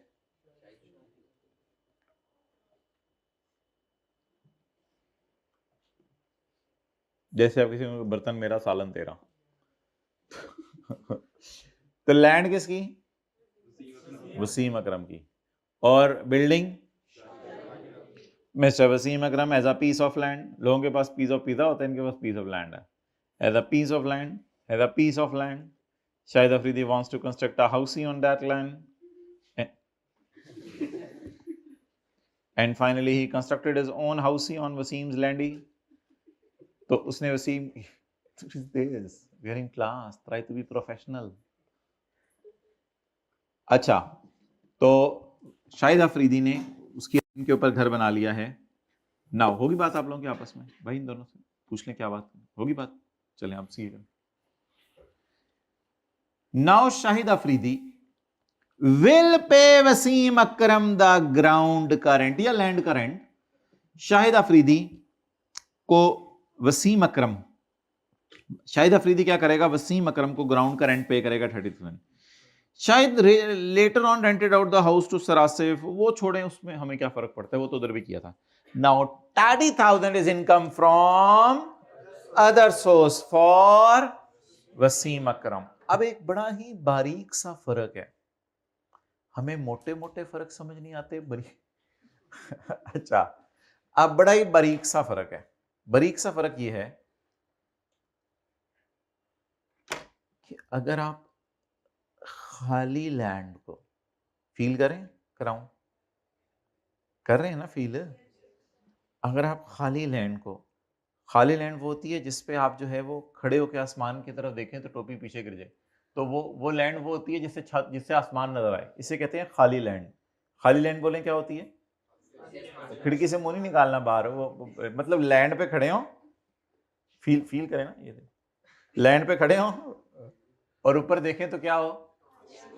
आसमान हो। तो इसे क्या कहते हैं? खाली लैंड। अच्छा, खाली लैंड अगर आपने किराए पे दे दी तो ये आपकी इनकम फ्रॉम प्रॉपर्टी है। लेकिन अगर आपने खाली लैंड पे किसी को तामीर की इजाजत दे दी,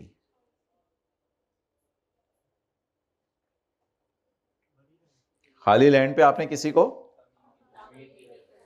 तो अब ये जो खाली लैंड नहीं रही, ये भरी हुई लैंड है। ये खाली रही या भर गई? असल में अब आप सिर्फ ग्राउंड का रेंट ले रहे हैं। चीजें देखिए, पीजे की डो, ये अब आप सिर्फ किसका ले रहे हैं? ग्राउंड का रेंट ले रहे हैं। तो इसको लॉ मेकर ने उठा के डाल दिया अदर सोर्स में। ये बड़ी अजीब सी, बारीक सी बात है, बारीक से लोगों से दोबारा कर लेते हैं, मोटे नहीं देखेंगे, बारीक से लोगों से।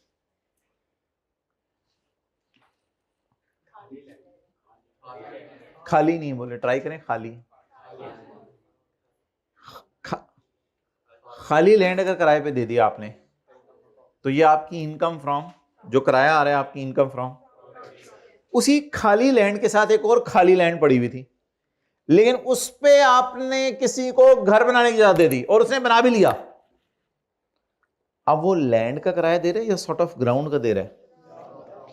अब वो जिसने आपको लैंड दी है वो ले तो लैंड का रेंट रहा है आपसे, लेकिन इसको हमारा सिलेबस कहता है कि कहां डाल देंगे, इनकम फ्रॉम अदर सोर्स में। लिखें जरा उर्दू में, आती है मादरी जुबान लिखनी?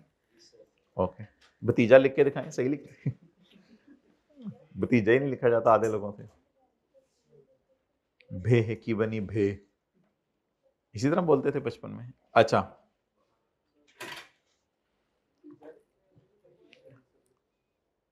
खाली लैंड के बारे में कुछ लिखवाना था? अच्छा करें, लिखें। तैयार हैं लिखने के लिए? चलो ठीक है, लिखना शुरू करूं? चलिए लिख ले। मैं ये कह रहा था आपसे कि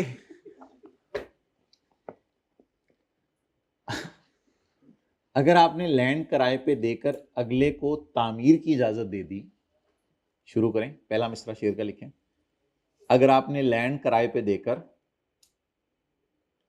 अगले को बिल्डिंग तामीर करने दी,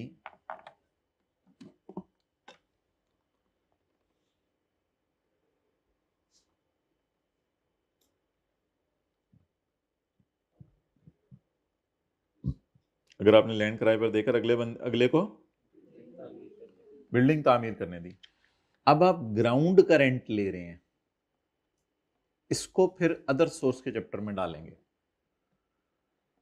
अब आप ग्राउंड का रेंट ले रहे हैं, इसको फिर अदर सोर्स के चैप्टर में डालेंगे।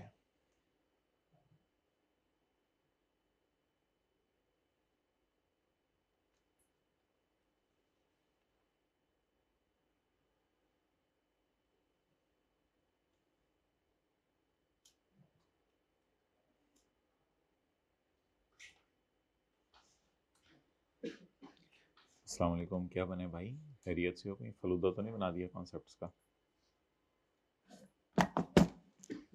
टी वो मैसेज कर रहा था, आप लोगों ने क्या फलूदा बनाना है? ये कुल्फी मिलती है इधर करीब से, फिरोजपुर रोड, वॉकिंग डिस्टेंस पे है। चलो गर्मियों में चलेंगे किसी, अब याद करा देना, जुलाई में तपती धूप में लाइन बना के।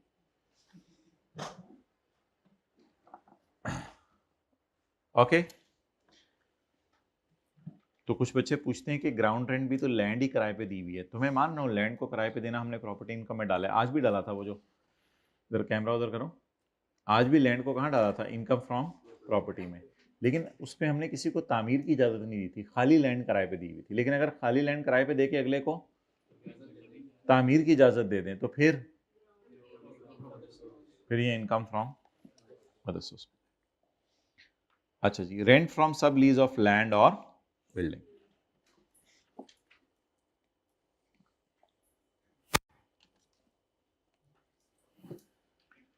अच्छा, ये जो हमारे कॉलेज की बिल्डिंग है ना, ये रेंट पे है, तो कॉलेज वालों ने खरीदी नहीं है। और चलिए अपने तक रखिएगा बात को। ये बिल्डिंग जो है ना, ये जावेद मियां दाद की है। ये किसकी है बिल्डिंग? हो सकता है अगर प्रिंसिपल रूम में किसी दिन आपको नजर आए तो समझ जाइएगा कि किराएदार किराया नहीं दे रहे। अच्छा, तो कॉलेज का क्या नाम है हमारे आजकल? अच्छा अच्छा अच्छा, जावेद मियां दाद इस बिल्डिंग का ऑनर है। यार जरा ये कैमरा बिल्डिंग दिखा दो, ऐसे ना कैमरा घुमाओ, बिल्डिंग दिखा दो जरा इनको, इधर से घुमाना शुरू करो। हाँ उधर से, इधर से। वो वाला एसी भी लो, पहले वाला, दूसरा भी दिखाओ, हमने लगाए हुए, दूसरा तीसरा भी दिखाओ, चौथा भी दिखाओ, चौथा पांचवा भी दिखाओ, हमने लगाए हुए एसी। छठे वाला भी लगाओ, छठे वाला भी दिखाओ। नहीं छठे वाला रह गया, नहीं इतना नहीं मुड़ेगा, लगाए दिखाएं छठे वाला एसी, छठे वाला एसी।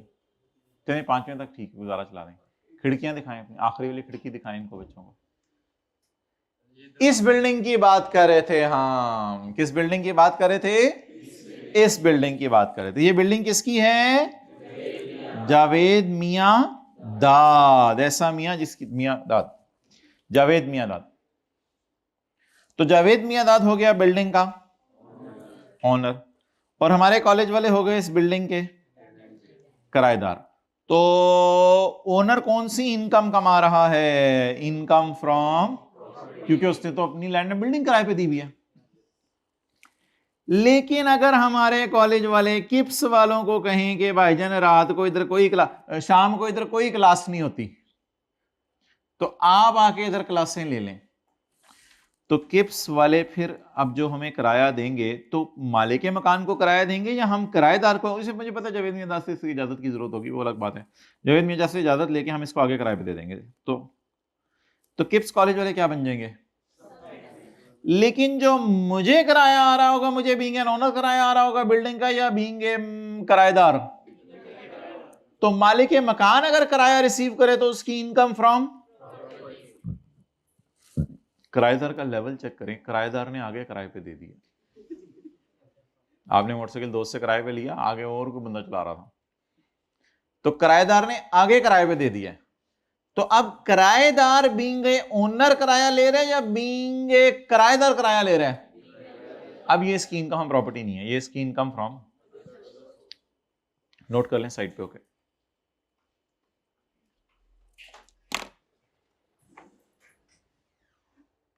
च्यों दरवाजा इस तरह क्यों खुलता है? ऑयल डालो। च्यों, अजीब क्लासें हो रही हैं, सीए करने आए हैं।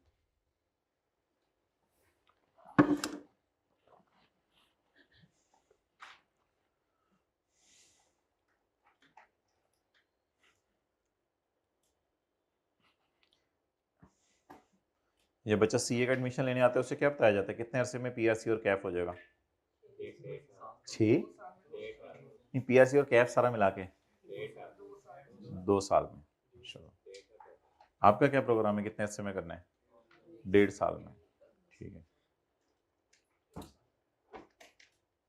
सही बताते हैं ना एडमिशन ऑफिस वाले, 2 साल में हो जाता है ना पीआरसी और कैफ। चलें आगे, साथ साथ पढ़ना था इस सेशन में। चलें, अब जो हो गया वो हो गया, क्या उसका काम जो हो गया, अभी आगे से कवर करें सारा।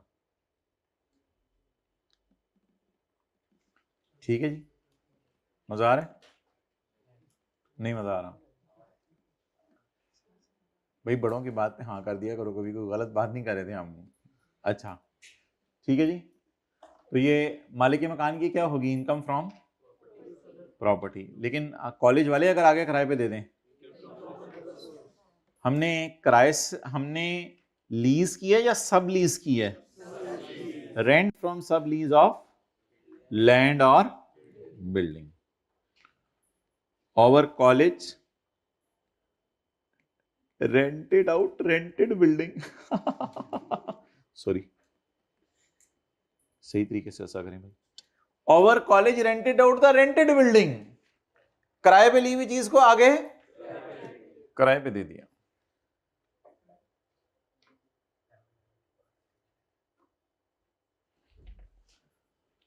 ओके, मुझे सुना है तुमने निकाल दिया था इनकम फ्रॉम प्रॉपर्टी के चैप्टर से, या मुझे इनकम फ्रॉम अदर सोर्स के चैप्टर ने हौसला दिया कि मेरे पास आ जाओ। Income from lease together with plant and building को प्लांट एंड मशीनरी के साथ किराए पे देना, इनकम फ्रॉम प्रॉपर्टी चैप्टर ने कहा निकल जाए इधर से। अदर सोर्स ने कहा आ जाओ, income from lease of building together with, अगर बिल्डिंग को प्लांट एंड मशीनरी के साथ किराए पे दे दें जो किस सेट में जाएगा? इनकम फ्रॉम अदर सोर्स में। आगे चलें।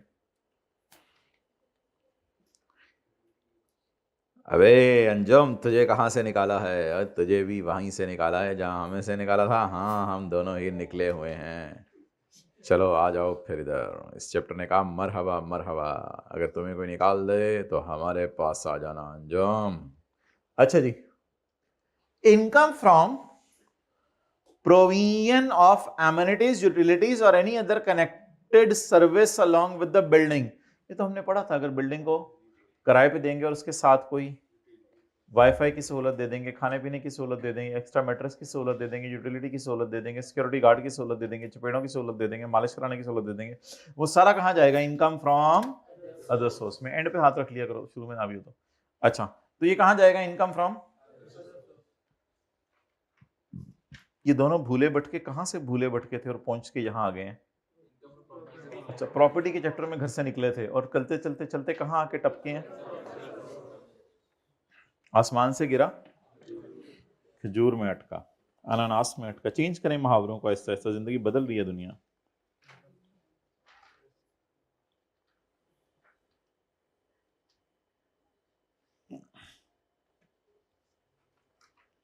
एनओटी और पेंशन। अच्छा, एनओटी और पेंशन, पेंशन ही होती है जब रिटायरमेंट के बाद मिलती है। जो बंदा नौकरी करता रहे गवर्नमेंट की, गवर्नमेंट उसे रिटायरमेंट के बाद क्या देती है? टेंशन नहीं, पेंशन। गवर्नमेंट उसे रिटायरमेंट के बाद क्या देती है? पेंशन। ये पेंशन असल में तो जाएगी सैलरी के चैप्टर में, क्योंकि ये मिलती है पुराने एम्प्लॉयर से। लेकिन अगर जिंदगी के किसी मोड़ पर ये पेंशन बैंक्स वगैरह दे दें तो फिर ये चली जाया करेगी इनकम फ्रॉम। वैसे पेंशन तो आमतौर पे एम्प्लॉय को मिलती है अपने एम्प्लॉयर से, और इसको हम किस चैप्टर में पढ़ेंगे? आपको पता है ना, गवर्नमेंट एम्प्लॉय रिटायर हो जाते हैं, उनको फिर पेंशन मिलती है, यानी रिटायर होने के बाद भी तनख्वाह मिलती जाती है। सुना है ना, जिंदा हाथी लाख का तो मरा हुआ 1.25 लाख का। नहीं, मुहावरा नहीं सुना? किस इलाके में रहते हैं आप लोग? बड़े कोई हाईफाई इलाके में रहते हैं जहां आपको देसी लोग नहीं है, मुहावरे भी नहीं चलते। अच्छा, तो अगर एम्प्लॉयर अपने एम्प्लॉय को पेंशन दे रहा है तो ये कहां जाएगी? Income from. लेकिन कभी भी pension schemes are not necessarily due to relationship of employer and employ. अगर पेंशन आपको मिली है एम्प्लॉयर के अलावा किसी और से तो वो फिर जाएगी इनकम फ्रॉम। ओके। इसी तरह कोई प्राइज बॉन्ड आपने जीत लिया, कोई रेफरल गेम्स वगैरह होती हैं, lottery prizes on winning a quiz कोई जीत लिया, या कई दफा कंपनीज आपको पता है प्राइज ऑफर कर रही होती हैं कि अपनी सेल प्रमोट करें, या क्रॉसवर्ड पजल भी एक गेम है। तो अगर यहां से आपने ये प्राइज वगैरह जीते तो ये सारे भी कहां जाया करेंगे? बोले शुक्र है भाईजान तुसी अगले सफे ते आ गए हो, असि ते 2 पॉइंट पढ़ लेने अगले सफे ते।